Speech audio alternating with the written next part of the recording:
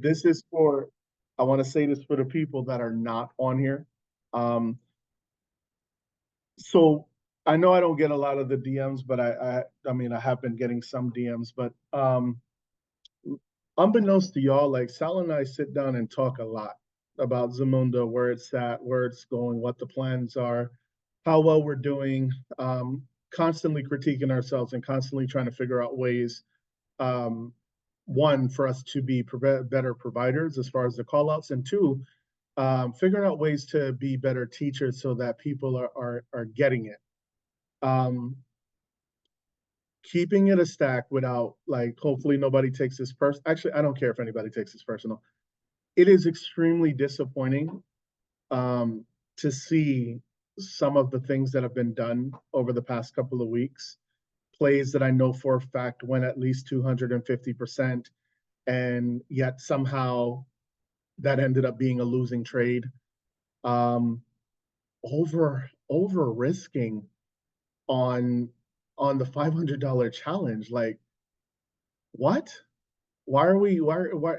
Anyway, it's just really disappointing to see that, because I know for a fact in the Zoom sessions, in what we talk about in the group, I know we say we go on multiple cons, etc., but we also preach and risk. We talk about risk and managing risk appropriately. The reason why I'm going back to the basics on this with the strat is, I'm going to teach it the way it was meant to be taught. I'm going to keep it a stack. I don't follow all of the rules of the strat. I'm just going to keep it honest. For example, when the strat says to cut, sometimes I don't cut simply because of how long I have time on that contract.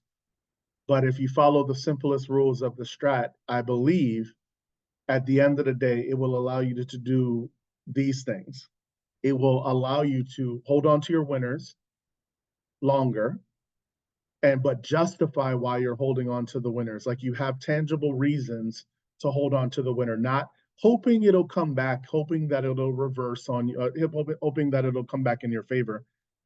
You have to have hard stops. Now, I don't use stop losses per se, and I'm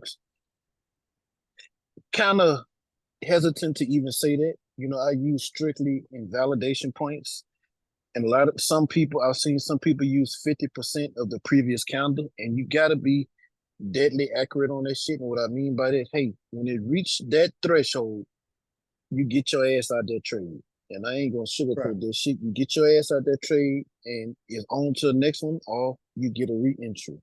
Right. And that's gonna save you a lot of heartache. Right. And that's where the strat comes in. That, again, I don't follow it 100% simply because I won't say I've mastered it, but I know what I'm doing. I know why I'm doing what I'm doing. Also, I know a lot of people be interested in what I do. So, and I'm thankful for the strat because that's where I got some consistency from. And I use the strat setups, but my entries are ICT based. But I want to do what I do. You absolutely got to get this solid foundation right here from the strat. Exactly. And then you add to the toolbox later on. Exactly. Do not skip this step. This is exactly why I'm starting back from the basics, from the beginning, because if it weren't for this foundation, I don't think I would be able to trade ICT right now. Right? So, with that being said, for those of you that couldn't make it, and again, this is not the people currently listening, this is for the people who say they're going to watch the recording later, because we know how that story goes. So for those of you that couldn't make it to the class, this is for you. I don't want to hear no goddamn excuses after this about, oh, well, I was up, 200-300%. Oh, hold up. You know what? Hey, look here. This is an interactive session, meaning you speak, not just some teaching shit. You know what I'm saying? I'm being blunt right now. Whatever questions you have about any of this here, this is where you should be asking. Don't, go home and wonder, or, you being a dog by yourself. And, what I figured out, the people who interact the most and ask questions and stuff like that, that's the people who more or less be winning. It's the People truth. who just for whatever reason they want to hit me up with the questions or whatever, which is understandable. But some of this stuff, y'all should be asking, not during market hours, because Right. this, man, I wake up and it literally be 100 damn DMs. Man, some of the messages take 2 days to get to. Facts. So let's go ahead and get started. So again, I just wanted to get that out of the way again, not for the people listening. Thank you so much for taking the time to invest in your education. But for those of you who know the strat, this is straight beginner shit. So a lot of it's going to seem boring, but I really feel like we got to get back to the boring monotony of it in order for you to get to that point of getting those amazing home runs that we're so clearly fucking focused on, which is it's wild to me. It's wild because the ones who are most successful are the ones who are hitting the consistent hit. But anyway, we'll get into that. We'll get into that later. Can everybody see my screen? Put in one in the chat if you can see my screen. It should say the strat guide for beginners by Tensho. Perfect. One. Okay. Yeah. Okay. Y'all can stop. Y'all can stop. Thank you. I just want to make sure. If you cannot see the screen, please say something, DM me or put something in the chat or take yourself off mute, and we'll figure it out together and figure out what's going on. All right. Now, the idea behind the strat, right? What is it?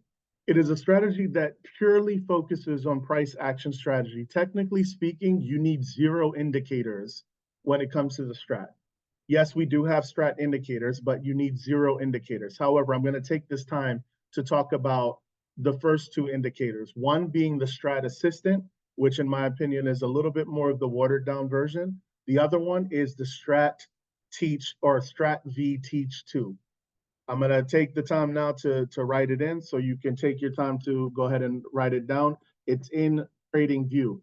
Also, let me touch on this now. We should not, under any circumstances, be trading using or charting using Robinhood. Robinhood is a beginner-friendly trading app, but not one that I would recommend for charting. You need to be on Trading View. Or if you're savvy enough, use Thinkorswim. All right. But at the very least, you should be on Trading View, Strat Assistant and the Strat VT2. Okay. So it's a price action strategy that was developed by Rob Smith, who passed away. Rest in peace, Rob.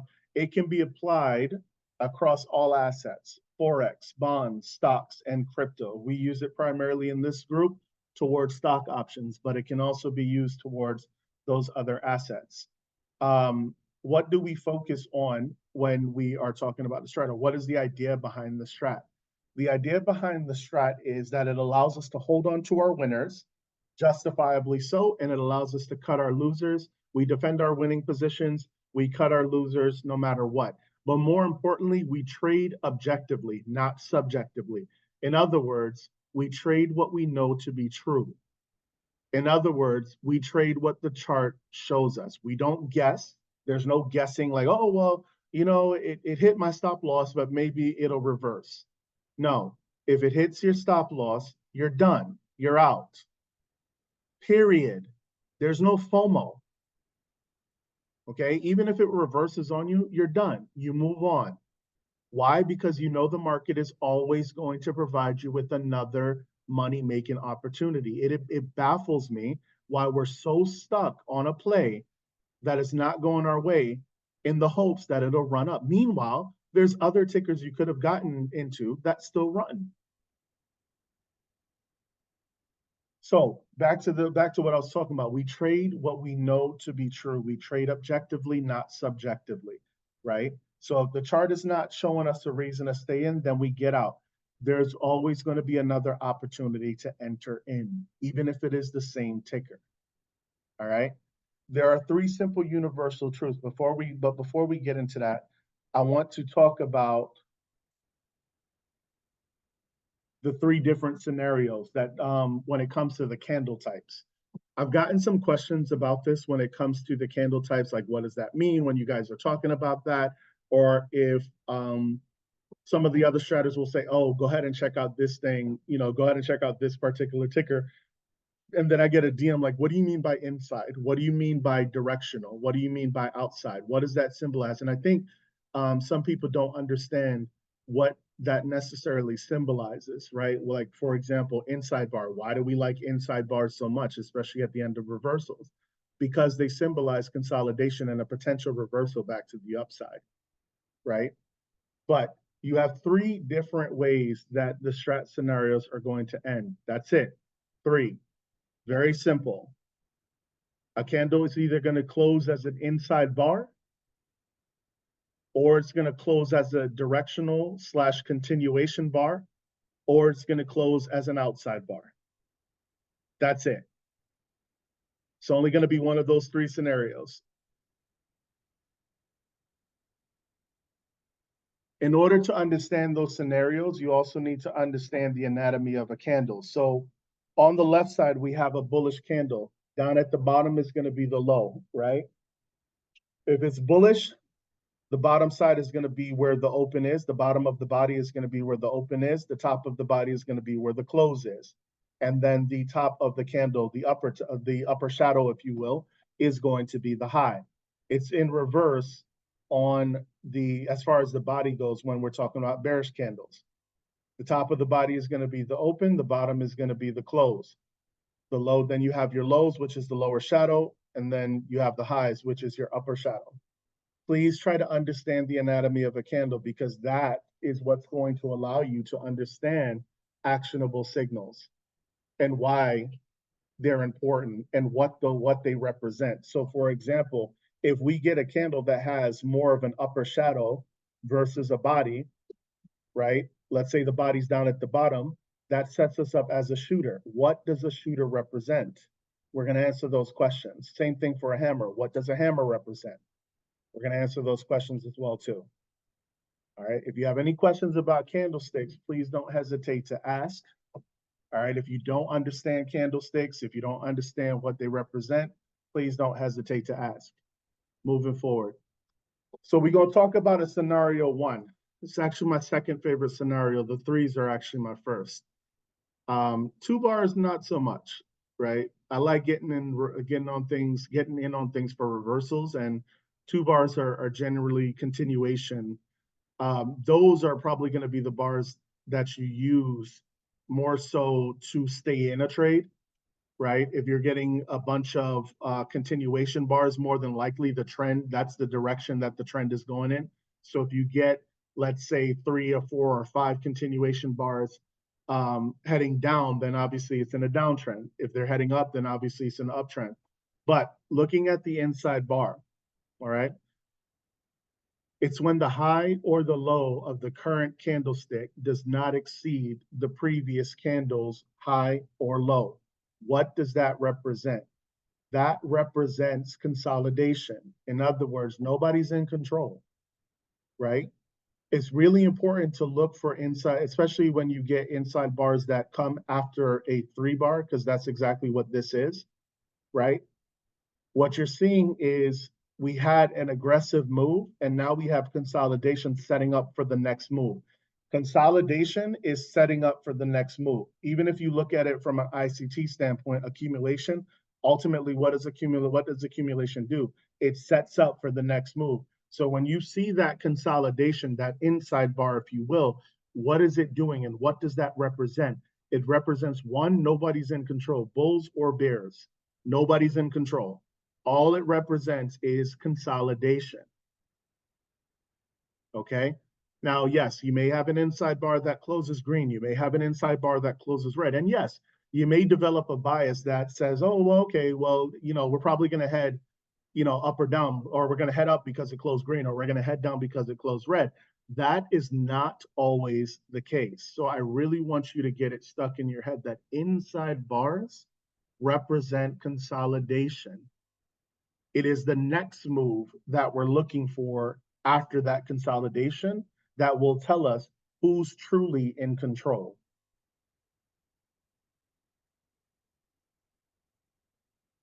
Another name, just so you can understand the terminology as well too, another name for an inside bar is a 1.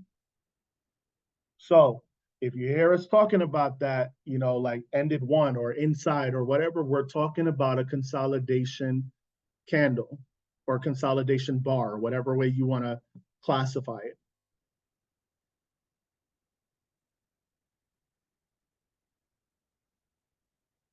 Scenario twos. Scenario two is when a bar extends past either the high or the low of the previous candle. This is considered a two bar or a directional bar. There are two examples of a scenario two. Either it's going to go two up or it's going to go two down.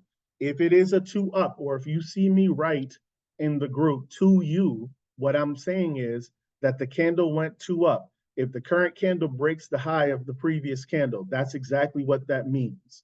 If it went two up, it broke the high of the previous candle. Now, I want to be clear, breaking the high or the low of a previous candle, right, will make it a two up, but that doesn't necessarily mean that the candle will close that way. It'll still be a two up, right? But it may not close in force. And I want to talk about what in force says, because I know somebody's asked me that question as well too. When I say closing in force, or when any stratter says closing in force, what that means is that the candle closed above, if it's a two up, it closed above the high of the previous candle. If it is a two down, it means it closed below the low of the previous candle. Sometimes you can get a two up that just wicks above the high of the candle, but it doesn't actually close above the high of the candle. Does that make sense? If you do not understand that, please say something. Please put something in the chat. I'm gonna pause for a second.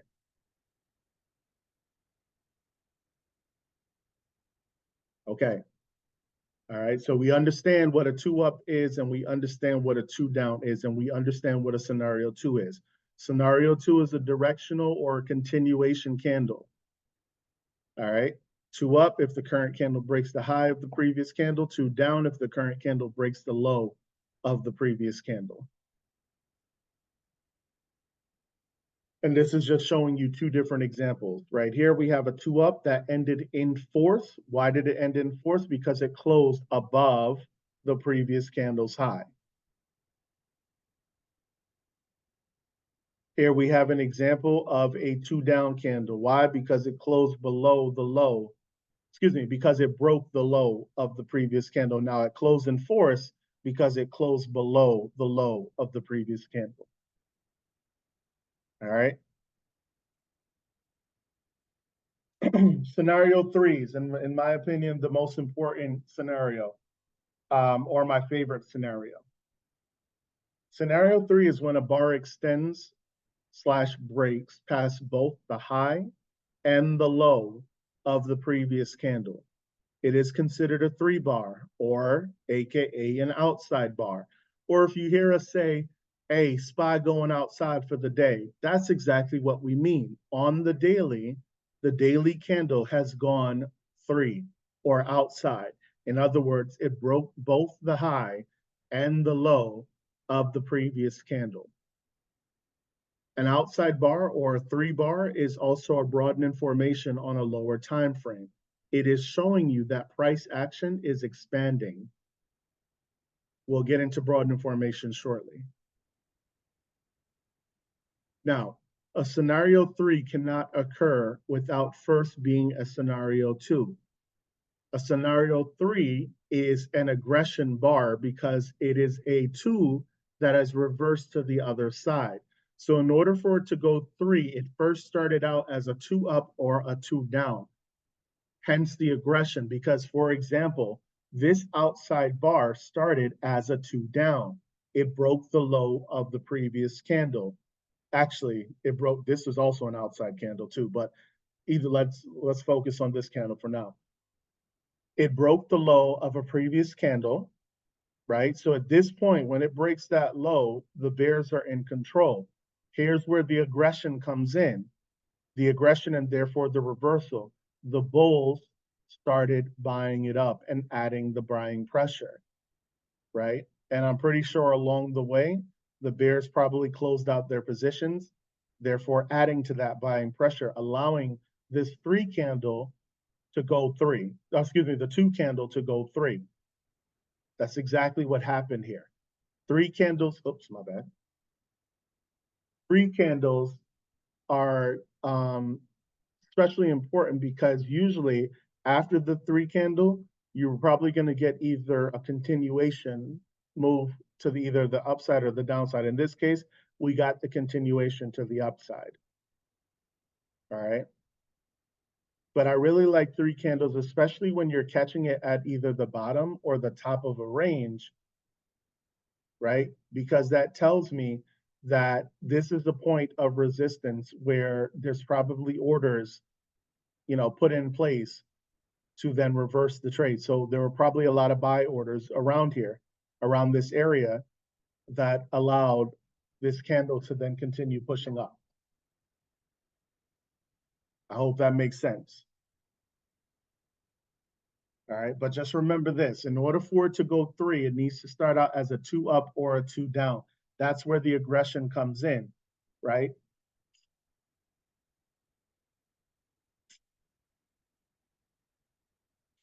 All right, so now that you know the three different scenarios, 1, 2, and 3, one inside, 2 is a continuation or directional, 3 is an outside candle. All right, if you have questions about it and maybe you're too shy to ask about it now, ask me later. DM me, DM Biker. I want to be clear, this is also not meant to take place of the course because the course that he put together covers this. It's just evident that a lot of people really didn't watch it. That's not throwing shade, it's just, again, evident. So there are three key elements or three key universal truths when it comes to the strat. One is time frame continuity, second is broadening formations, and third is actionable signals. When you combine these three together, it gives you the highest probability of success in a trade, right? So how does that work?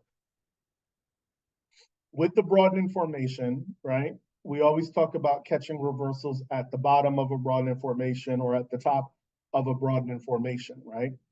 Now, when you decide to enter that trade, you want as many different participation groups. And when I talk about different participation groups, I'm talking about long-term investors. I'm talking about people that trade on a quarterly basis, people that trade on a monthly, people that trade on a weekly, people that trade on a daily, hourly, whatever. You want as many of those participation groups to be going in the same direction or same trend as the trade that you're entering.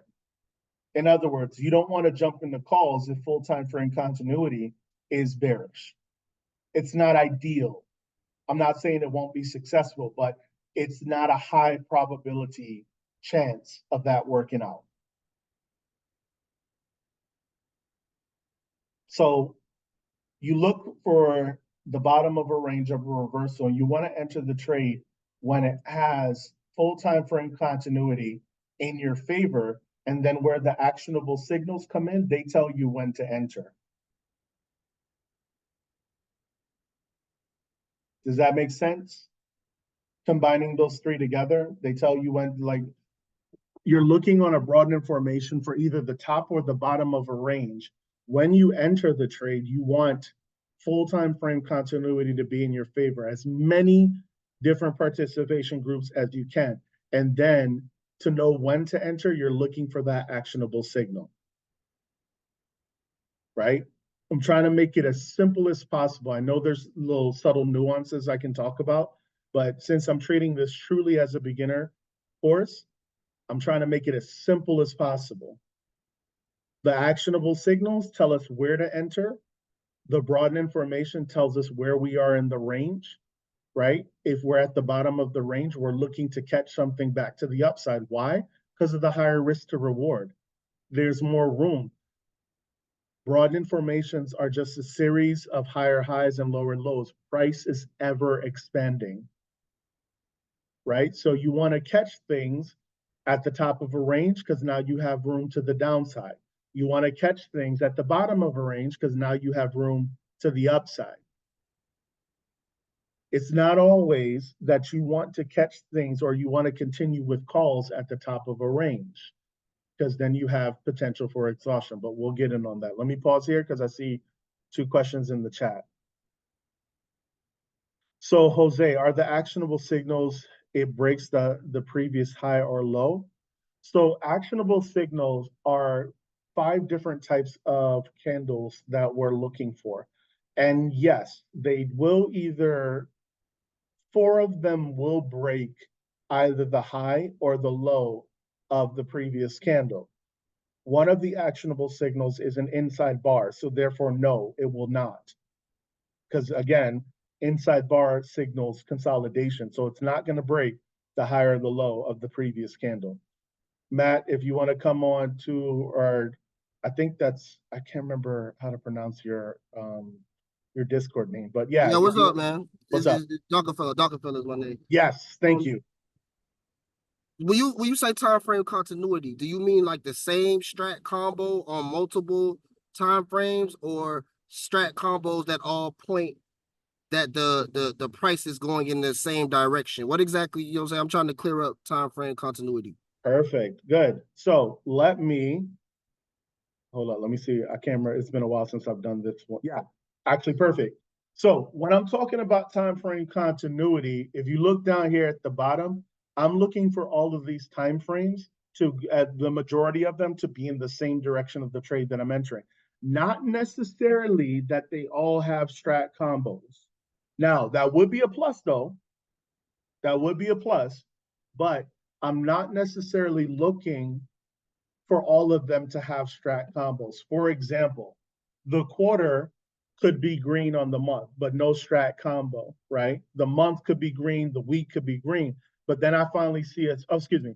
The month could be green, the quarter could be green, but maybe on the weekend, the daily, I get an actionable signal, right?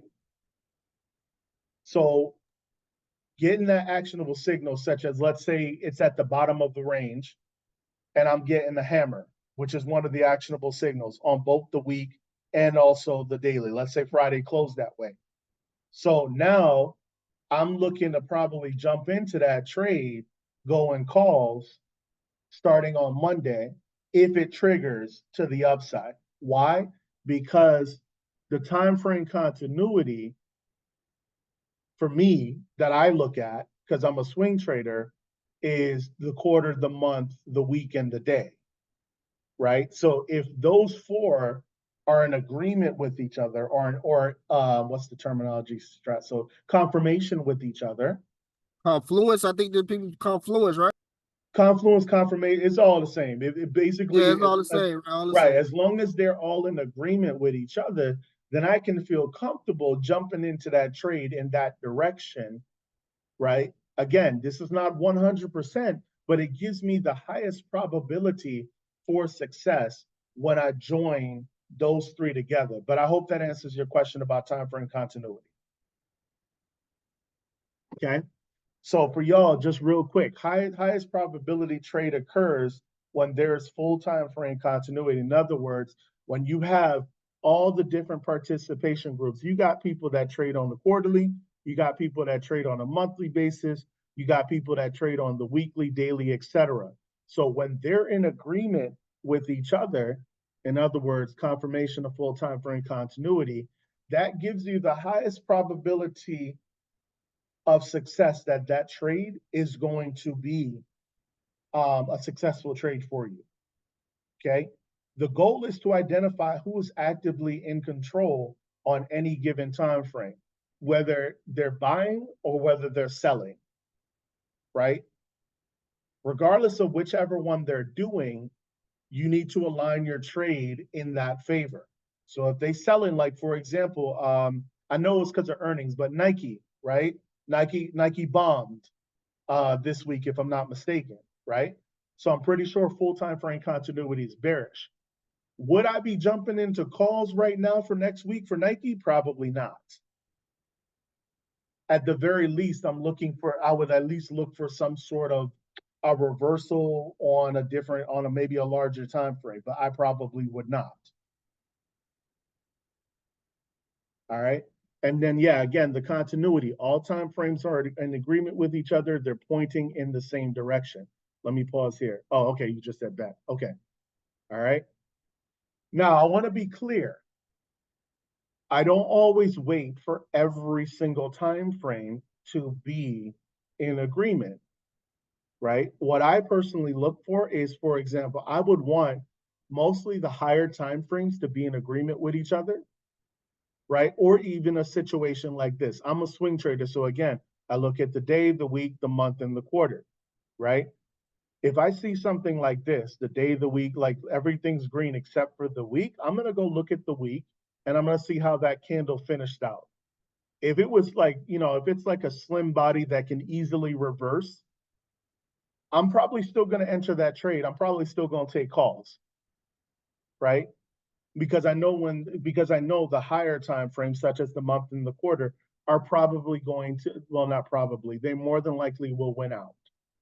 Higher time frames normally win out. I just want to be clear on that, right? It ain't the smaller time frames that then flip the higher time frames. The higher time frames normally will win out.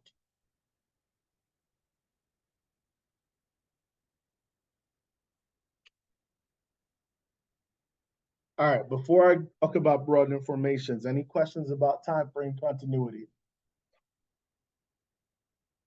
Any other questions about time frame continuity, I should say. All right, cool.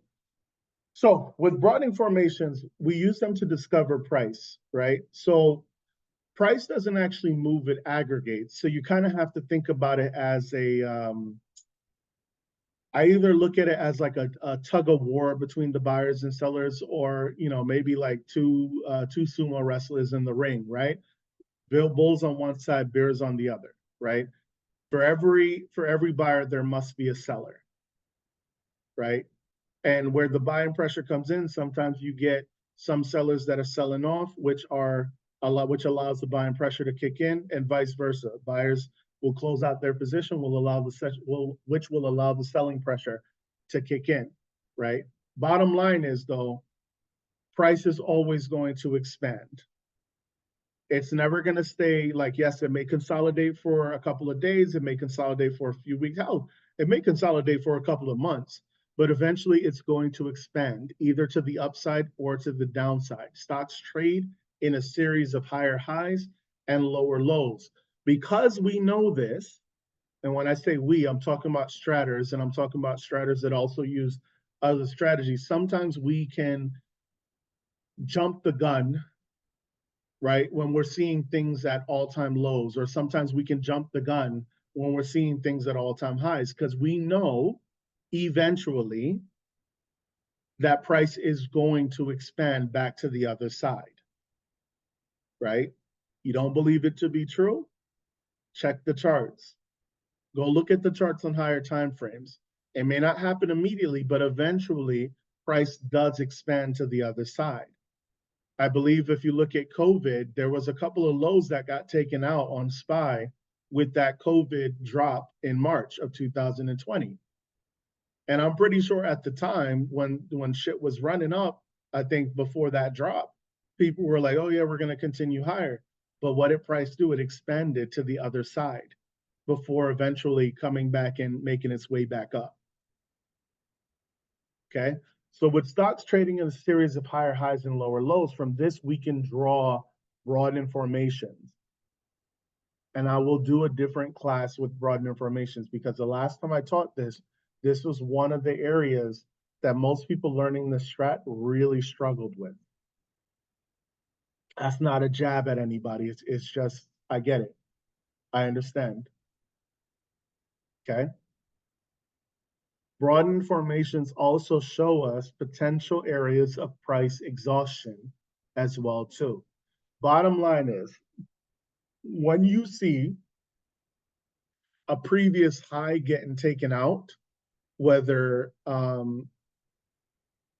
it wicks or whether it's a full body close, right? That higher high getting taken out, you can draw a broad information on that. the top of a broadening formation on that, right? If you've been paying attention to the Zoom sessions I do on the weeklies, I don't fully draw up the broadening formation because I've done it so much I can see it with my eyes, but I'll show you like, okay, you can draw the top or you can draw the bottom. I'll try to draw it fully going forward, especially for the beginners, to understand. But when those highs get taken out, there's always potential for price exhaustion and then a reversal potentially back to the other side, or at the very least, a drop or a run up if it's at the bottom. But why we strategists really like when price does that is because, again, it's the potential for that reversal back to the other side. So when we see price action getting to the top of a range, and then we see an actionable signal like a shooter or an inside candle, we might be licking our chops, right? Because we're like, okay, yep, we might get a reversal. Now, we're not going to jump in early. I want to be clear on that. Strat wise, you do not jump in early. You do not anticipate. You don't get married to your bias and say, I'm going to jump in early because it's going to do this, only for that shit to reverse on you. You wait for confirmation, and we're going to talk about that.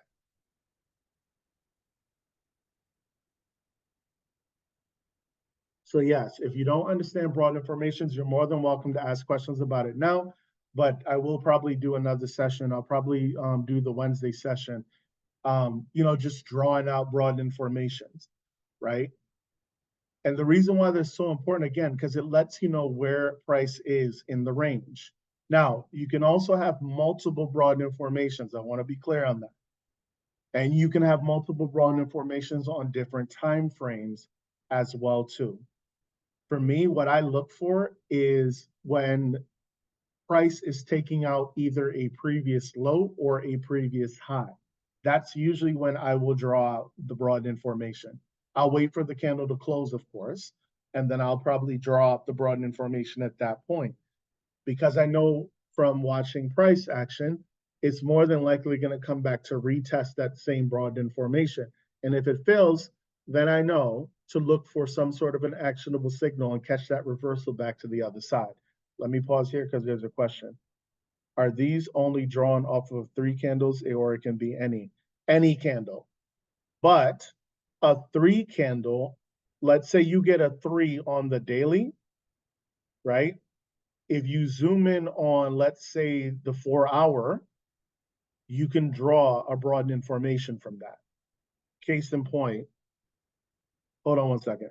Where is my, do I not have trading view up? Oh, there it is.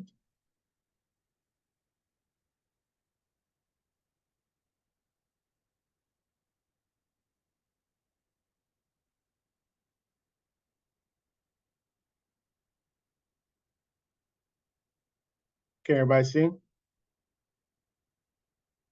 You should be looking at my trading view right now. Yeah, I can see it. All right, perfect. So, for example, we have a 3 candle here, right? On the weekly. So what I could do is draw from the top of the 3 back to the previous candle's high, draw from the low of the 3 back to the previous candle's low. It may not be pretty, but when we zoom in on the daily, where'd it go? Oh, my bad. Hold on. I think I have a setting that, yeah, 1 second. Yeah, I think I have it only visible on certain intervals. There we go. Now let's see. How's this? Oh. Ah, there it is. Okay.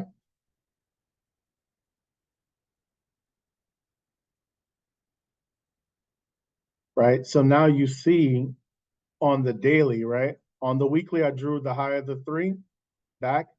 And now you can see, right? We got, go here, take this off. Bomb, hit the top, hit the bottom, hit the top, hit the bottom. And then obviously we consolidate the rest of the way. But series of expansion, higher high, lower low, higher high, lower low, and then well, consolidation. But eventually, it'll get back to click on that. Sorry. Eventually, it'll start expanding again, right? So even here, right? We can even draw a broad information here. We got a low, back to a previous low, right? And we can even draw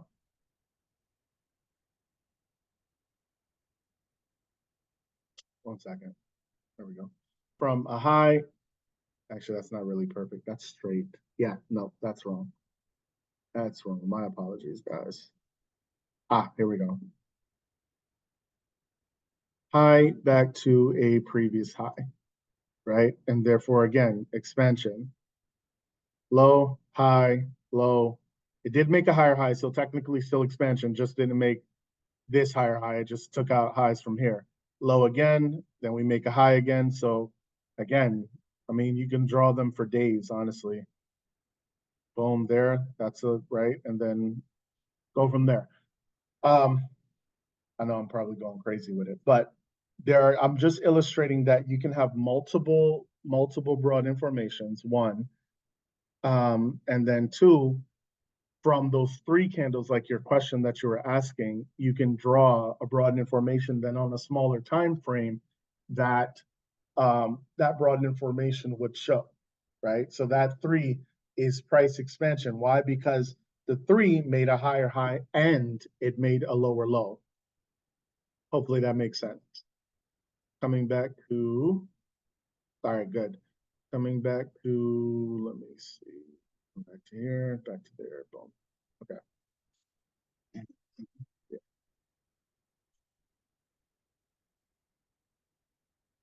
All right, let's talk actionable signals, right? So just to recap a little bit, we talked about time frame continuity. We talked about wanting all the different participation groups to be in agreement with each other, right? Keep that thought in mind because over the next couple of sessions, I'm also going to talk about the uncoupling, right? And what that means.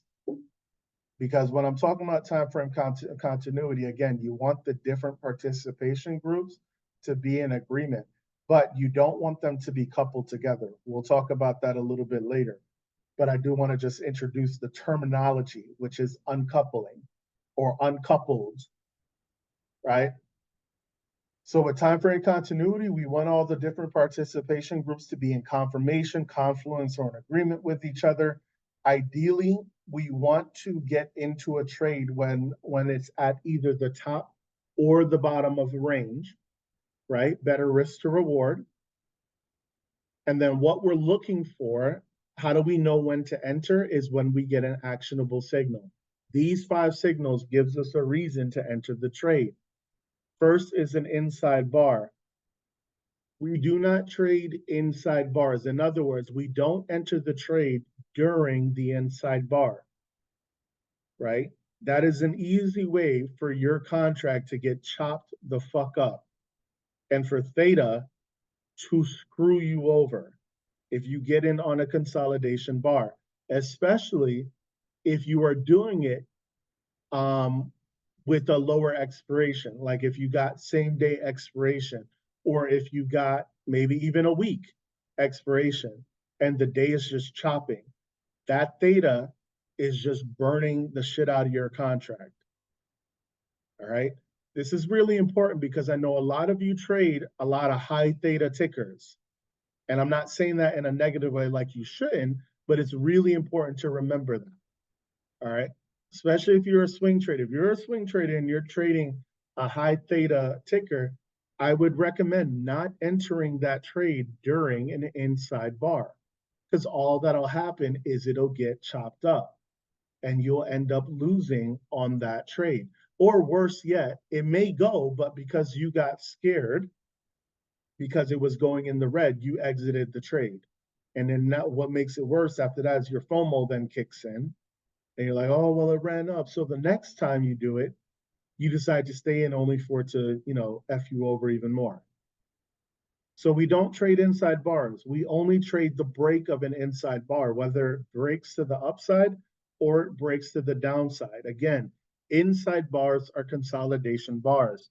neither the bears nor the, excuse me, neither the buyers nor the sellers are in control.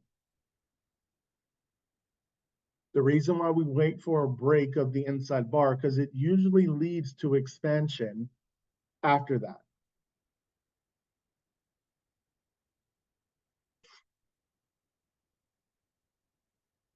These are examples of different inside bars, right? So the first, for you beginners, the first one is the inside break to the bear side, right? Here we have our inside candle. Why? Because it doesn't break the high or the low of the previous candle or the previous range, meaning the same thing, previous candle. So this candle, right after we get the inside, right, we get a break to the downside. So once we get this break to the downside, if you're going to go short, then you can enter the trade. Now, you don't always have to enter it immediately as it breaks. And this really goes for any actionable signal. You don't always have to enter it immediately as it breaks, right? Why? Because this may be an area for taking profit for people who've gotten in, or algos who've gotten into the trade before you. So there may be some profit taken, which may draw the price back to retest this low that got broken. So you can always wait for the retest if you want. But if you choose to enter early, then that's fine as well too.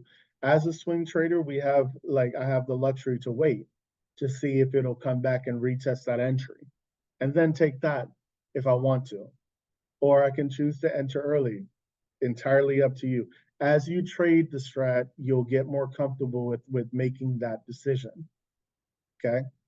Middle picture, it's an inside bar breaking to the bullish side, right? Again, here we have an inside candle that doesn't break the high or the low of the previous candle, and now we get the follow up. The next candle goes 2 up and takes out the high of this candle. And then I just wanted to show you inside outside, or AKA a nirvana. So if you hear anybody saying such and such has a nirvana on the daily, Snow has a nirvana on the hour, SPY has a nirvana on the weekly, this is the formation that we're talking about. An inside bar followed by an outside bar. 1, 3. Does that make sense? If you hear nirvana, that's what we mean. So you can understand the terminology, because somebody had DM me a couple of weeks back, like, what's a nirvana? I'm like, okay, well, yeah, now I know. Now I know. Like, that was just confirming that I need to go over this stuff again, and that's fine. Next actionable. Oh, my bad. Let's see. What does nirvana indicate? Okay. So when you have a 1, 3, the 1 symbolizes consolidation. The 3 symbolizes aggression, right? Oh, my bad. There you go. The 1 symbolizes consolidation. The 3 symbolizes aggression. I'm sorry. It means it's about to go bang bang. Right. So what we're looking for, right? So this candle is bearish, but again, inside bar means consolidation. So nobody's in control. The 3 bar, on the other hand, is aggression. So because it ends up being a bullish 3, what does that mean? How did it first start out, Alan? How did this candle first start out before it went 3? It started off as a directional, right? Yes, it started at first as a 2 down. So I'll say this here, for people that, be in my inbox or whatever, they'd be like, yeah, what's your favorite setup? By all means, is a 1, 3 with that outside hammer. 10 times out of 10, if I get that with that bullish fair value gap, I'm fucking loading the boat. You're gonna see me load the boat. Cause that motherfucker about to go to Zamunda, about to go see Jesus. Now I'll say this here too though. So a lot of them, you're gonna see a lot of 1, 3s, Nirvanas, you're gonna see a lot of Holy Grails, but not all are created the same. And as y'all trade more or get more time on the charts, y'all can pretty much get a good feeling for which one's gonna go bang bang and stuff like that. because not all of them are created equal. Right. But I mean, and you know, you just simply have to keep on trading to, figure that out. Like it's something that really, honestly, can't be fully taught. You just have to see. Right. So Alan, it started right, like you said, right? It started out as a directional, but more importantly, what I'm looking for is it started out as a two down first. Okay. Yeah. So when it starts out as the two down, and as you can see, it wicked from the lows, and then the buying pressure kicks in to make it go outside. For me, when I see that, the next candle that I would logically look for is a break to the upside to go 132 up. Now, what Sal is talking about is it still goes three, but this ends up being a hammer as well. And I do like outside hammers. I'm not gonna lie. Like outside hammers are the shit. I'm not saying only look for that. Let me be clear so none of y'all be like, oh yeah, only look for the outside. But Oh, outside hold on, hammers. hold on, hold on, hold on. But I'll tell you this here too, though. So this is where the hybrid time frames from, and I'm talking about the hybrid day trade time, day trade time frames, the goddamn minutes, the weeks, and these are the ones that you look for, and I just look for all kind of shit, like seriously. And I wish I had a scanner or that bot could test for more of them, and that's why sometimes it take me like my homework will take a while. But you can more or less like I say, after you've been doing this for a while, man, you just have a feeling for certain setups on certain time frames. And I might be, looking at something on a 90 minute or a 65 minute or 130 minute. And Right. don't let this complicate y'all anymore. Just and don't try to put all this shit together at one time. This takes time, seriously. Um, I look at a whole variety of shit, and you cannot really totally digest this at one point, 1 week, 1 month. This shit takes time. Seriously. But don't let this, discourage you or nothing. And being brutally honest, some of y'all should be paper trading. And I'm not talking shit or none of that. I know y'all in a hurry to make money, but at the same time, you can lose a whole lot of money, not educating yourself a lot. Mm-hmm. So true story. When I blew my account, um, when I blew my account back in 2021, this is what ultimately led me to the strat, right? So it's gonna, and I started from 2021, and I'm gonna keep it a stack. I didn't fully feel like I mastered it till about 2023, the beginning of 2023. So about a year, 2 years, right? It's not just to piggyback on, it's not going to be an immediate thing. So I don't care how many times you have to ask the same question over and over again, ask it until you get it, until the aha moment clicks in. With inside outside, what you're looking with, what does that represent? It represents consolidation followed by aggression. And remember, what did I say about inside? What did I say about inside candles? The break of inside candles leads to expansion, right? So when we get that nirvana, right? Yes, I know it broke the low, but how did it finish? It finished by breaking the high. So what are we going to reasonably look for? We're going to look for reasonably for expansion to the upside, right? Which is why when we get those nirvanas, we're looking for a 1-3 followed by a 2, right? If it's a bullish 3, we're looking for the 1-3-2 to the upside. If it's a bearish 3, we're looking for the 1-3-2 to the downside. Does that answer your question, Alan? Yeah, it does. Thank you. Perfect. All right. Second actionable signal. Hammers. Okay. Where do we look for hammers? We look for hammers at the end of a previous lower trend series. Case in point, this is not like a real clean hammer, but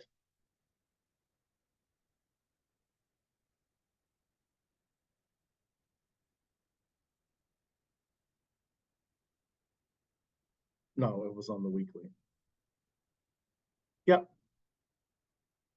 Where do we look for hammers? Oh, well, I mean, yeah, that's actually pretty clean. I just, yeah, it had a little exhaustion at the upside. But where do we look for hammers? At the end of a lower trend, of a downtrend. Wait, am I showing? Oh, my bad. I'm not showing. Hold on one second. All right, sorry. I just realized I'm not sharing.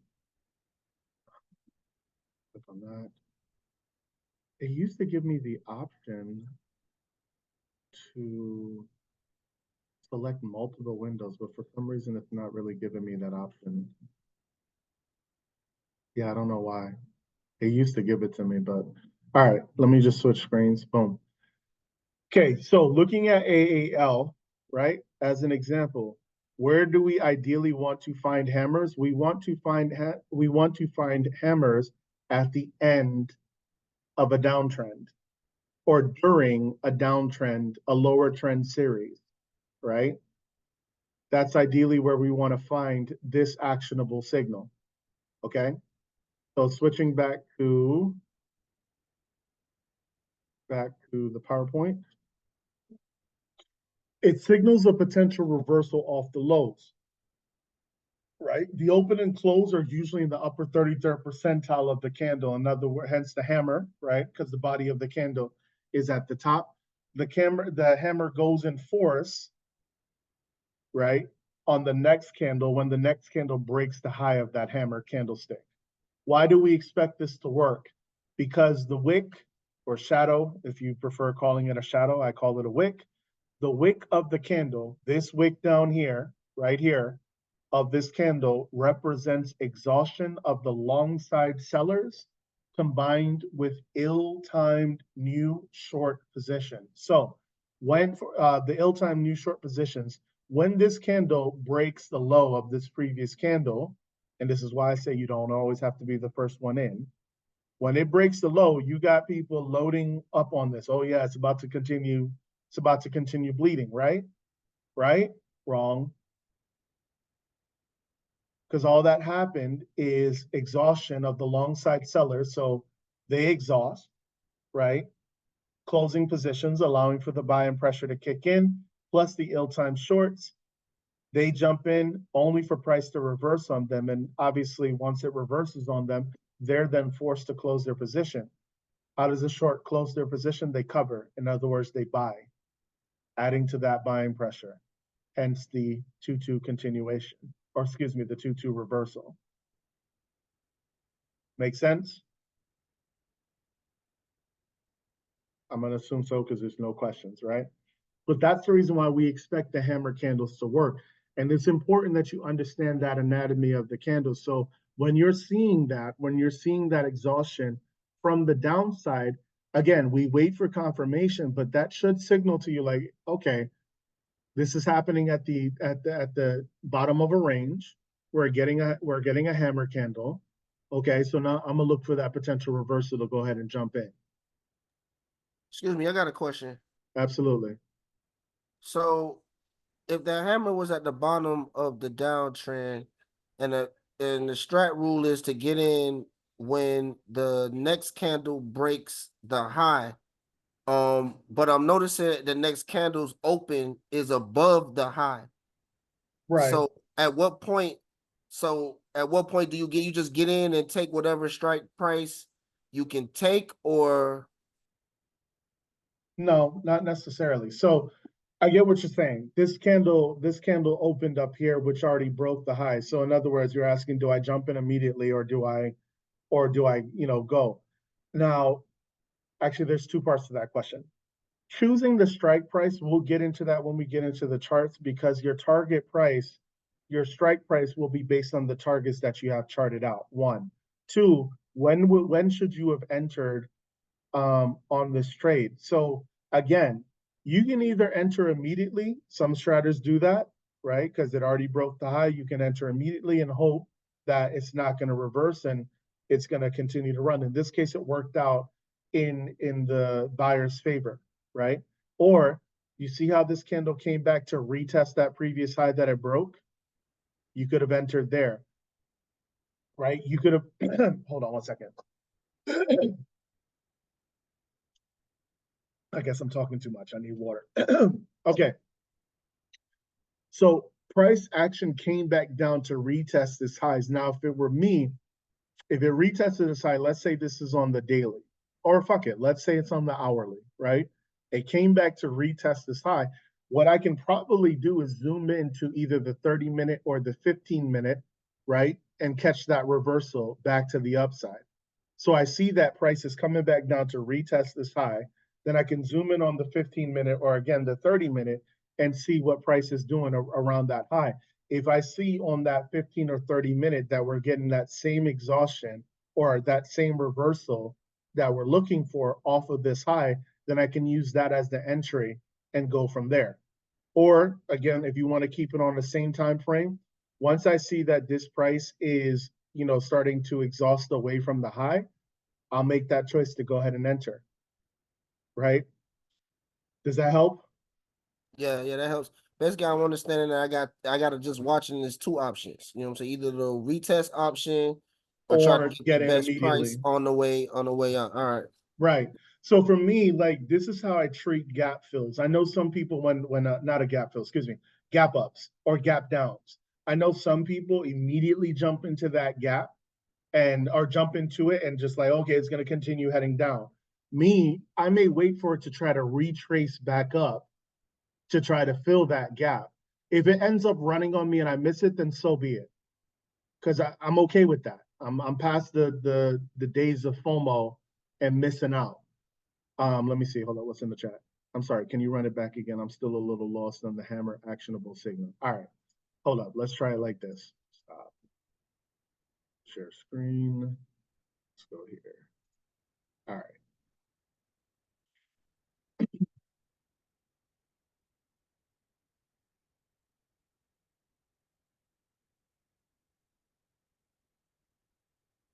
One second.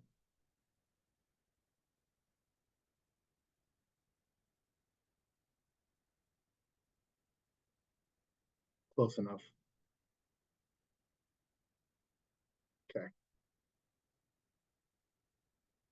Hammer. Yes. Right. So we have a 2-down hammer. Right. Almost went 3, but we have a 2-down hammer. So this is how I would chart it out. Maybe something visual would actually help. Right. So entry. Right.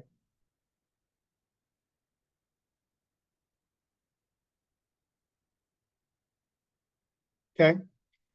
So when the next candle comes, so I'm marking this out because you want to have a plan for both ways, right? So if it triggers to the upside, right? What I'm saying is you can either take that entry as soon as it triggers, or you can wait.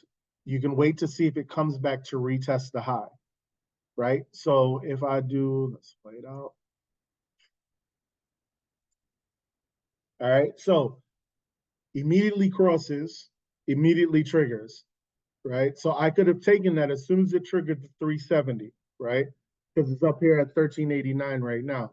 Or I can wait to see if price is going to come back to 1370, hold, and then continue back up to the upside. Or was that the question that you wanted me to run back on?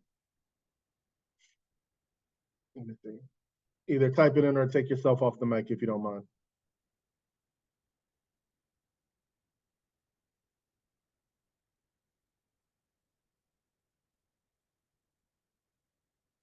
Oops, my bad.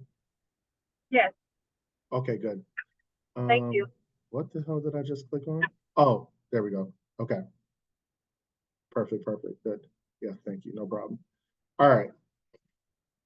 And then again, I just let it go forward a little bit and price did come back down. Let's see if it comes back to retest before.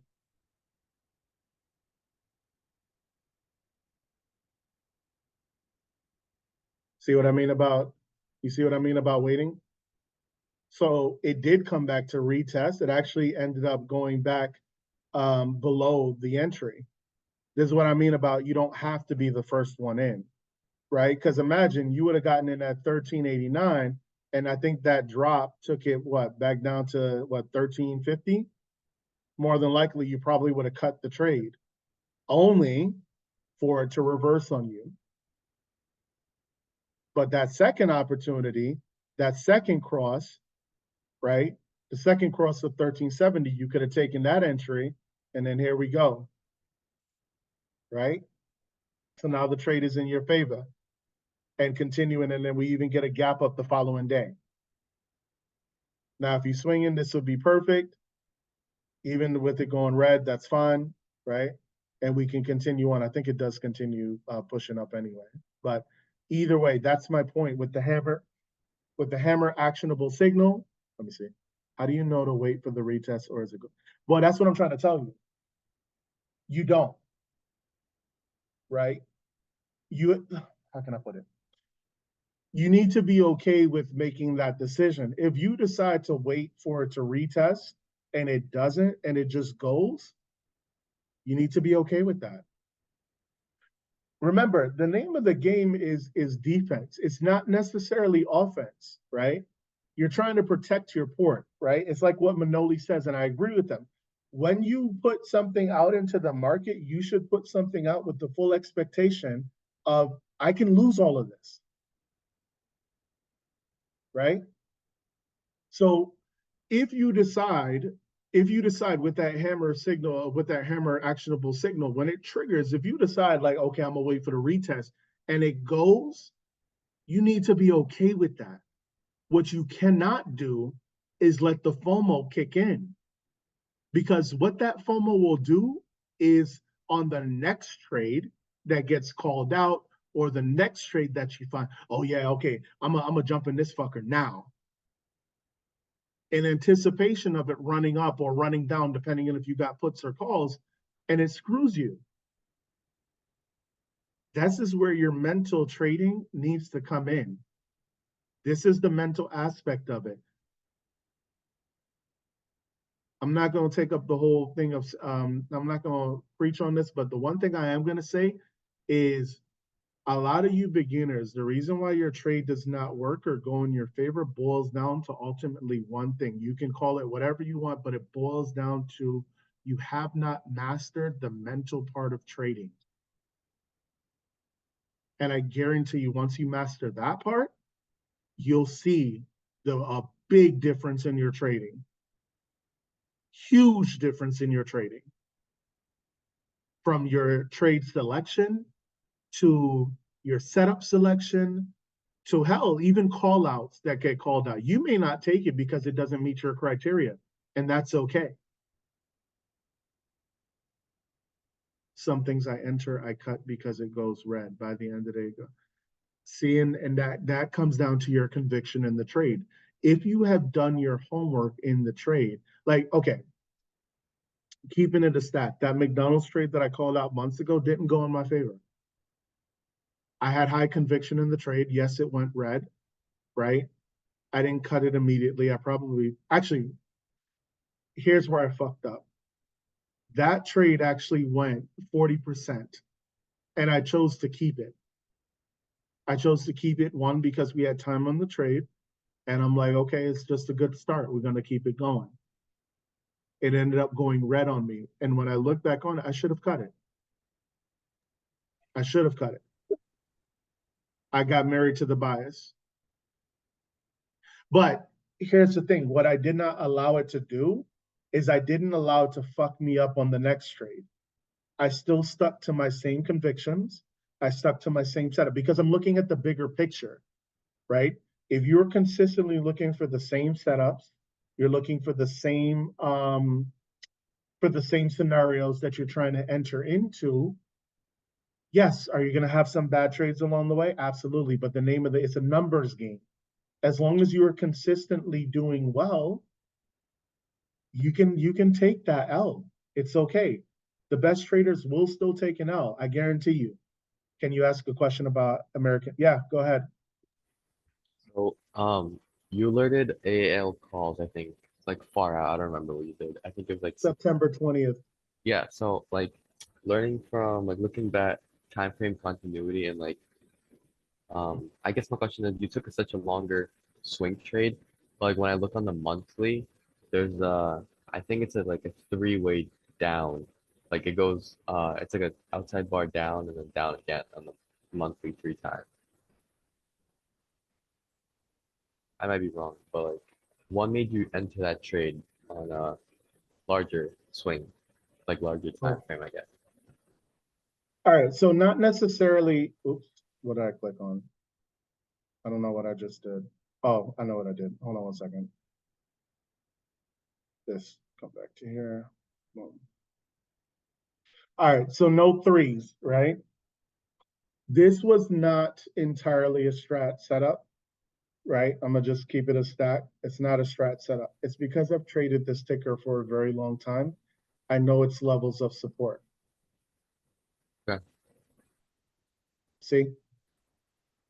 So I know based off of what I'm seeing, previous price action, how it's exhausted in this range and run up after that point. Same thing over here.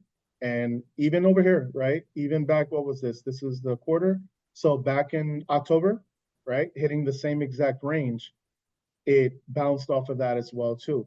So that's ultimately why I chose a closer strike price. Oh, I mean, right. You only chose like what was it, $12, right? right. Oh, Yeah. okay, yeah, I got you. I chose a closer strike price simply because yes, you're right. It is still strat wise. Strat wise, there's zero reason to get into this trade. I'm keeping it a stat. There is no strat setup on the higher time frames. However, I'm looking at because some of these tickers, and again, it comes from experience and taking a long time of trading the same tickers over and over again. What you will start to find out for some of your favorite tickers are certain levels of support and certain levels of resistance that you know that it's going to hit and it's probably going to exhaust off of that. So for American Airlines, when it gets down into this, I will say, $10, 11.50 range, usually the buyers will probably step in at that point, right? Okay, Now, do I know when it's going to happen? No. Hence the reason why I gave it 3 months to do so. okay, got you. Thank you. Yep. And yeah, I mean, I don't mind. Like, I'm not one of those admins that I'm not implying nobody else in Zamunda, but I've grown up in that environment where some admins have such an ego that they get offended when you ask them about, the thought process behind the trade. I'm not one of them. So you can always ask. And if I it don't, appreciate it. Thank you you. know what I'm saying? All right. Coming back to let's finish off back here. Okay, so we talked about inside candles. We talked about hammers and why do we expect them to work. Let's move on to Momo hammers. Momo hammers, in short, is the same thing as a hammer. The only difference is where do we find them? Momo hammers, we find them during an uptrend. Hammers, we find them during a downtrend.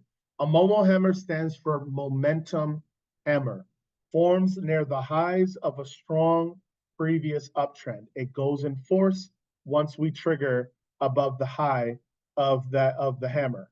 Why do we expect it to work? One, because we're in a strong uptrend. Two, the shadow or the wick represents a profit-taking pullback combined with ill-timed short position. So explaining this candle is you could have had people, oops, shit, my bad. You could have had people that have entered calls, let's say down here off of this reversal, right? This inside break to the upside, right? And they may have had, I don't know, a target of up here or whatever, but for whatever reason, let's say they start closing out their positions here. All that is profit taking, right? So like a perfect example would have been chips. Whenever like when Phil or Sal be like, just buy the dip. That's essentially what's happening. It's profit taking. That's it. Not selling, not a sell off. It's just profit taking. That's all that's happening, right? It drives the price lower. People get in on a little bit of a discount, and then therefore they drive the price right back up, ending up as a Momo hammer. If you get a Momo hammer, more than likely, what's going to happen is that you're going to see a continuation of that trend if you catch a Momo hammer. Ideally, I still would want to catch something at the bottom of a range as a hammer, but yes, can you still enter During an uptrend, absolutely. We have actionable signals for that.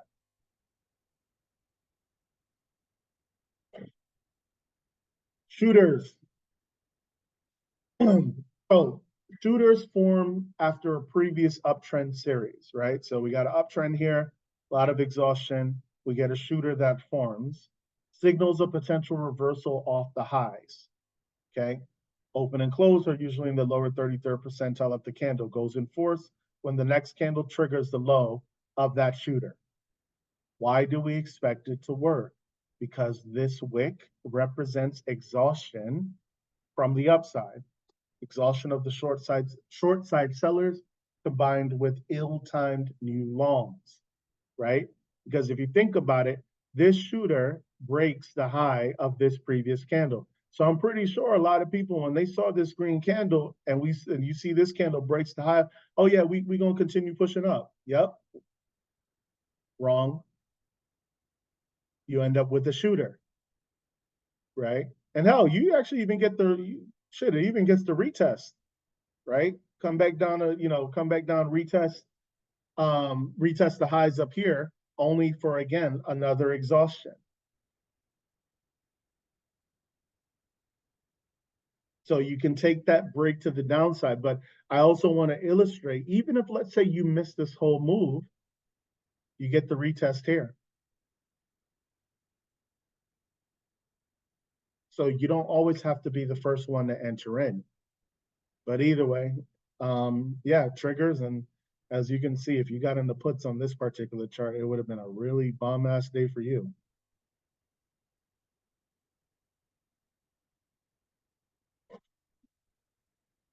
Momo shooter, same thing as a shooter. The only difference is you'll see it in a downtrend instead of an uptrend.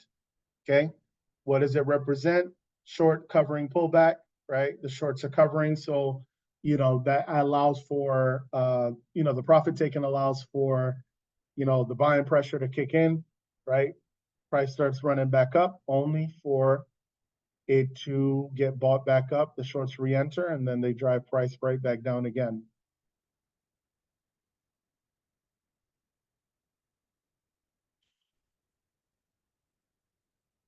So those are your 5 actionable signals. Again, inside candle, hammer, Momo hammer, shooter, Momo shooter. Okay? Familiarize yourself with those candles. Familiarize yourself with looking for those candles. Personally, as a swing trader, I love seeing actionable signals on the weekly. I do. Because that tells me that we have, one, it's a higher time frame, and two, if it breaks that actionable signal in whatever direction that actionable signal is supposed to go, then we're probably going to get a move for at least the next couple of days, more than likely. Next, these are your different strat combos. Some strat combos will involve an actionable signal, some will not, right? Case in point, a 3-2-2 reversal or bullish reversal, right? Doesn't actually involve an actionable signal. Unless, well, unless it really forms that way.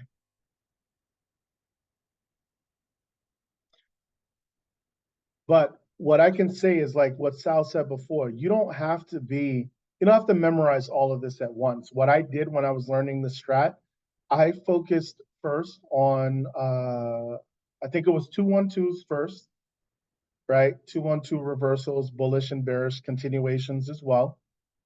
Then I moved on to 3-1-2s. Then I think it was 2-2 reversals, and then it was 3-2-2s, and then I finally started using, no, it was 1-2-2s, then 3-2-2s. All right. So what we'll do is on a different class or a different Zoom session, we'll talk about and we'll try to illustrate the different combos and how you should play them. What should be your entry? What should be your target? Same thing for pivot machine guns as well too. Again, what should be your entry? What should be your targets, etc.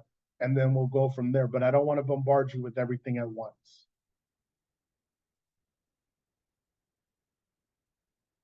All right.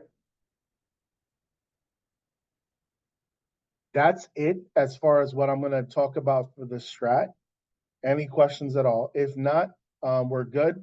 Wednesday, we're going to showcase a little bit more of the broad formations, and then we'll start off with probably inside candle setups, whether it be 2-1-2s or 3-1s, and how we should chart them out, right?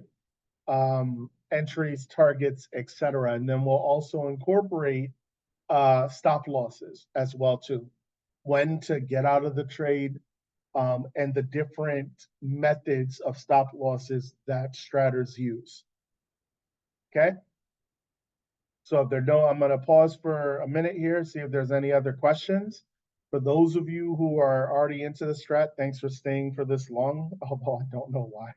You guys already know this stuff, but it's cool. It just shows how dedicated you are to your education.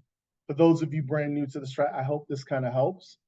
I hope it makes sense. And if it doesn't, I'm done saying please. If it doesn't, open your goddamn mouth. Ask a question, right?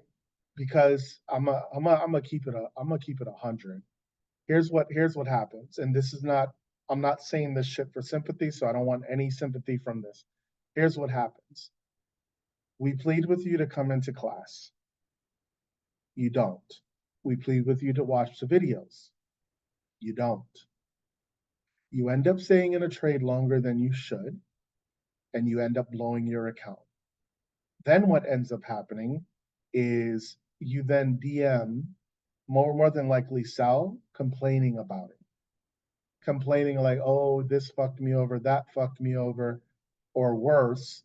Actually, I'm not going to talk about that. But bottom line is what I'm saying is you end up blaming us for the same mistakes that we tried to warn you about. That's not me getting defensive. That's just the facts. So, with that being said, start fucking paying attention. Start watching the videos. Start taking this shit seriously.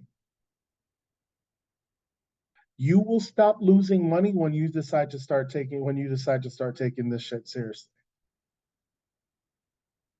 Stop trying to skate uphill. Stop trying to rush the process, yo. Like some of y'all trade as if somebody's holding a gun to your head telling you that you need to make $10,000 in one trade. Enough of that shit. That's exactly how I fucked up my account. That's exactly how you fucked up your account. And I'm keeping it a stat. That's exactly how you're going to fuck your account up again. Enough. Aren't you tired yet? Do I normally draw my broad informations off weeklies or monthlies? Both.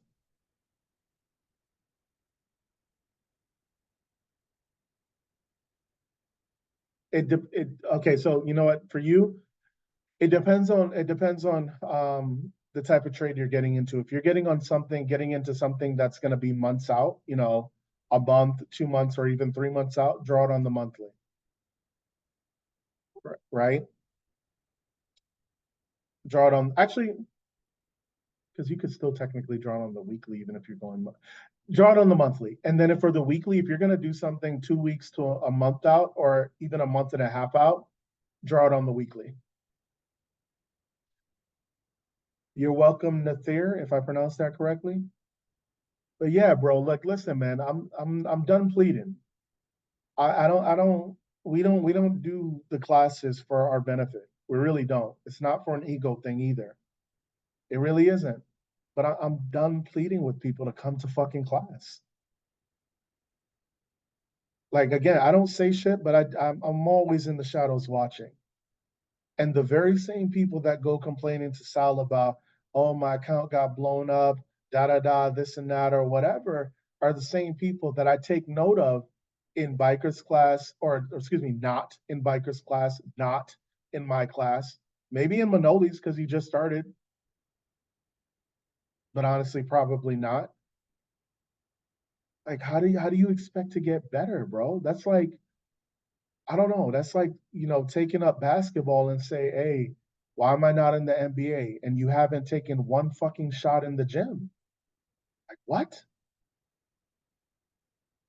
This is not some easy thing that people are just gonna get in a minute. What is the best time frame for day traders using this strat? um, from what I've been told, 5, 15, 30 hour daily. Ideally, a true strateger is going to tell you the hourly because that tells you who's actively in control on the day. I got a question, man, in regards to picking prices and time, and I guess the strike time dates. Yeah, Like, if you let's say you charted the trade on the weekly, yeah. um, like, and you see the trade set up on the weekly. What would be the normal? What is your thinking towards, like, what's your normal time frame for picking a strike price? If you're on the weekly, does it change per day? You know, per, like, obviously it has to change per time frame if I'm thinking correctly. Right. So I'll give you the strat answer, right? So you have, when you're charting out, right? Let's say entry, this is your entry, right? Then what you have are called magnitudes or price targets, right? So my bad. That's price target one, uh, weekly price target, right? This is price target two, and that's price target three, right? Now you have options. If you are targeting, right, on the weekly and choosing to enter based off a weekly entry, then you could choose any one of these three targets that you want to go for as far as choosing a strike. I also take into consideration, and again, this is not necessarily a strat thing, but I feel it's still something that should be said. I take into consideration the ATR of the ticker, right? If it's a ticker that moves fast, like let's say, although we know AAL doesn't move fast, but let's say this ticker had a $3 ATR, I'm probably not going to choose a strike price of 11.5 if I'm trying to go out the money. Why? Because that's probably, like, if it triggers 1137, 1150 is only 13 cents away. So it's more than likely going to hit that in the same day, right? So what I could do is, for example, this one has a 35 cent. Oh, actually, no. Let me look at the daily real quick just to make sure that's right. 33 cent ATR. So with the 33 cent, that tells me I can either choose the 1150 strike price or I could choose the 12. But I know which targets I'll probably take my profit or at least reduce my position if it hits. It also obviously would depend on the expiration of your contracts as well too, right? So if you're doing something on the weekly, the assumption is for me, if I'm using weekly targets, I'm at least getting a month out, right? So if I'm looking at American Airlines, for example, the ATR is 33 cents a day, right? But I'm getting something that is a month out. Realistically speaking, I'm probably choosing the 11.5 or the 12 call because I'm giving a realistic time frame for it to hit that price. That's how I end up choosing most of my strikes. Does that help? Definitely help. Okay. So there are certain things that I do take into consideration, but technically strat wise, every high, right? If we're going to go calls, every high is a target, a profit taking target, right? So if it gets up to, for me, when I first started as a strat, I used to go for, what was it? Um, I usually would start pulling profits at the second price target, not at the first, unless the first target is like far away.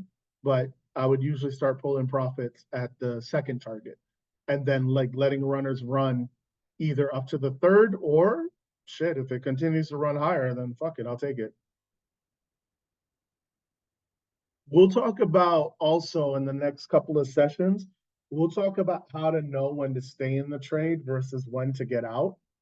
Strat wise, again, not necessarily what I do as a trader, but strat wise, when strat would tell you to get the hell out of the trade. All right. Oh, we got questions? Hold up. Does volume and OI influence you heavily? Not necessarily, but I would like my volume and OI to have a comma in it. Do you get the average true range from an indicator or you just, no, it's the indicator right here. The strat, where is it? I typed it in the chat. I don't know if you joined late, but where is it? Hold on. Here it is.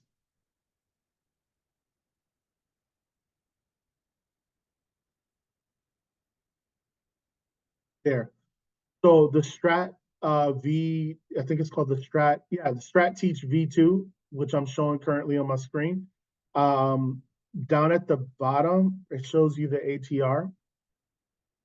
So based on the daily. So actually I can make it bigger if that helps, large. There you go. See? So then you can see it. Cool. Any other questions?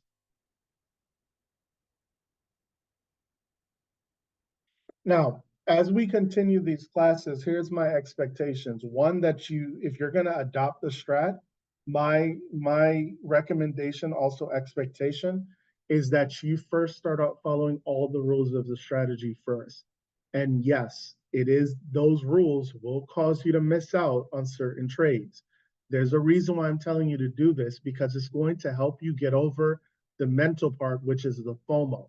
A lot of you enter trades, especially trades that we call out in the group, because of FOMO, right? You think you're like, oh, I missed that last trade Sal called on. That shit went 300% and he made $10,000 off of it, right?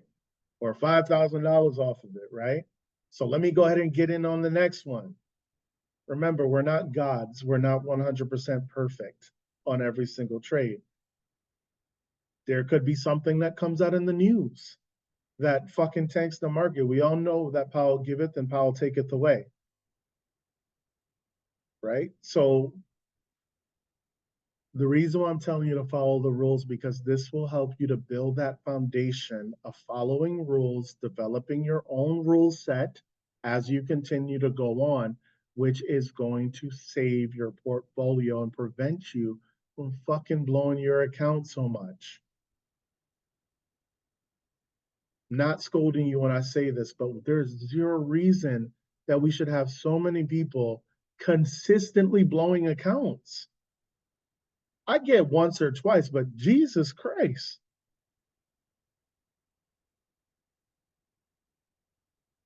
And another thing, if you can't afford the trade that's being called out, stop going further out the fucking money to try to, in hopes that the trade is going to get up there, because that screws you too. If you can't afford the SMCI, fuck it. If you can't afford the AVGO, fuck it. It's okay. Build your way up to that shit. I shit you not. While you were chasing SMCI and AVGO and going super up the money, you could have been taking a trade on CCL, what, 2 weeks ago at 15, probably grabbing the 17 call. Look at where the shit ended up last week on Friday. $19. And those of you who trade small tickets know that this move is gigantic for your contract.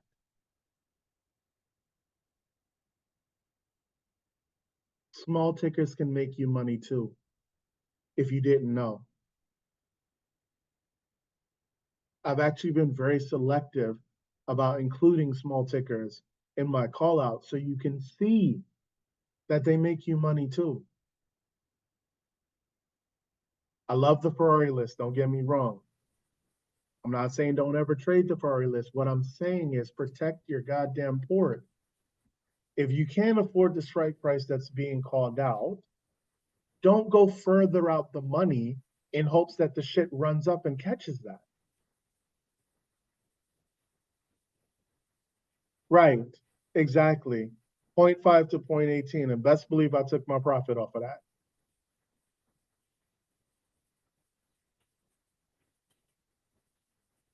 Yes, Alan, go ahead. Yeah, so I know you Thursday or Friday you alerted Snowflake. I'm looking at the weekly right now because you chose the month. Is it because there was a inside and outside?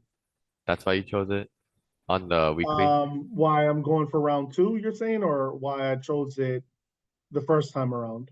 Why you chose it the second time? Because I'm looking at the weekly right Ah, now and there's a one, it's like an inside followed by an outside. right. That's I why you chose chose it, right? I chose it not only for that, but where are we in the range? Oh, you're looking at running I'm time on frame so it doesn't go back up, right? I'm on the weekly, right? So look, we broke a low, we Mhm. exhausted off of that low, right? Boom, bottom of the Broadman formation, So right?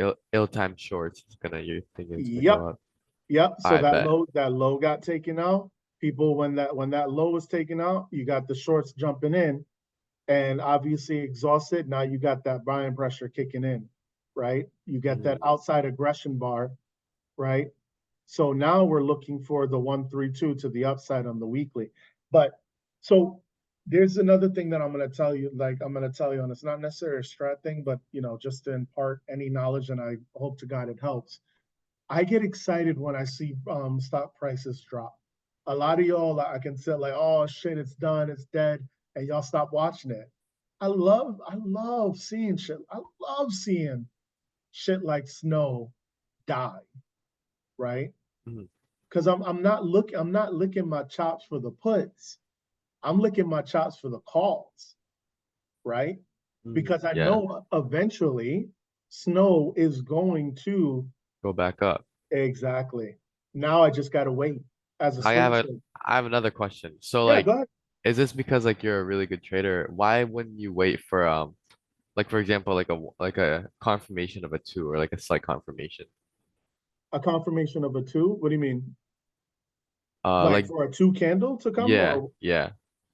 oh, I mean, honestly, it has nothing to do necessarily with the three, the fact that it went three. Like if this ended up being a two down hammer, I still would be saying snow.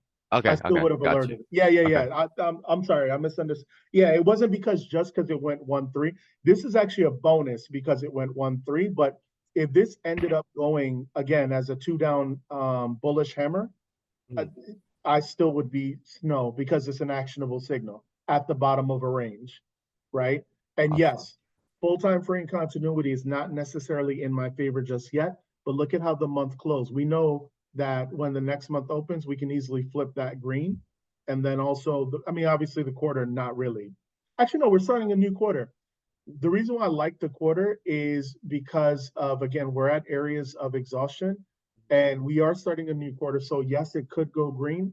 But yeah, the quarter didn't bother me as much because one, I'm not trying to swing for that long. So I Yeah. really focus mainly on the month. The month is setting up for exhaustion and a flip to the upside, setting up a potential 322 rev strat to the upside on the month. And then looking at the week, again, we go Nirvana, but even if this ended up being a hammer, I'm still looking for that reversal back to the upside. And ultimately, where is it? No, that ain't it. Where is it? Where's my target? And then Ah, you took that weekly target with 140 because it's more likely to yeah, get there in that time. Oh, okay, I got you. right. It's more Well, than likely to get there, but I chose now it does have a high ATR, right? So I'm choosing to go after the first target. However, with that being said, I've given it enough time that if it wants to run, and I mean really run, I can hold it up to here to yeah. 156.47. Then those contracts are in the money. Hell yes. All Way in right. the money. Thank you. Thank you. You're welcome. All right. If there are no other questions, we'll pause here. Again, Wednesday is not going to be a lotto hunting session. Just letting y'all know this is going to be more continuation of what I've been talking about with the strat. If you're looking for lottos or whatever, I'll try to put something out in Tensho alerts of what we're looking at. But yeah, I really think the basics is what we need to focus on. And yes, it's going to be boring at first, and it's going to be very monotonous. But I guarantee you, if you stick with it, the aha moments will come. And yes, you're gonna start seeing some consistency in your trading. All right. Now, with that being said, I suggest that you also start um, minimizing your watch list to maybe 5 to 10 tickers that you trade. Get comfortable with those. Start learning those. Start learning how they move, what they do, right? My watch list generally has small tickers in it, but I do also have some big bangers in there as well too. But they're big bangers that I'm comfortable with because I've traded them so long that I start to understand where the areas of resistance are, where the areas of support are, and the higher time frames, so I know what to look for. And what you can do as a swing trader is you can set alerts for that.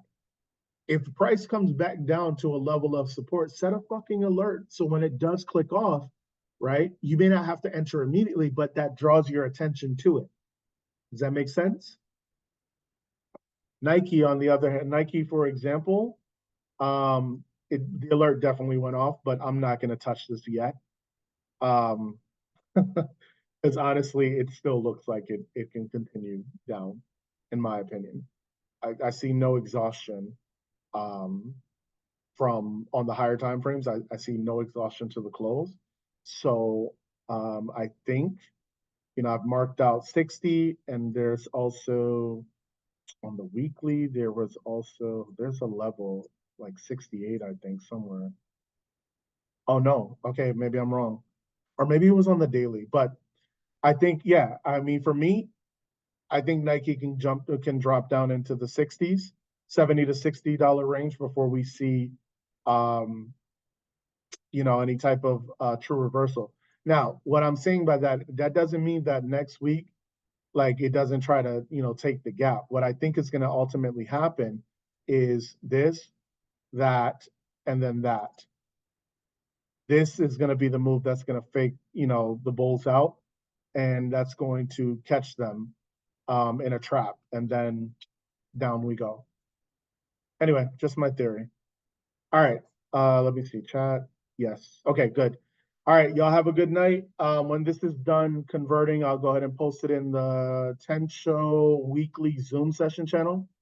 And yeah, I'll see y'all in the group, all right? Thank you. Of course. Bet it up.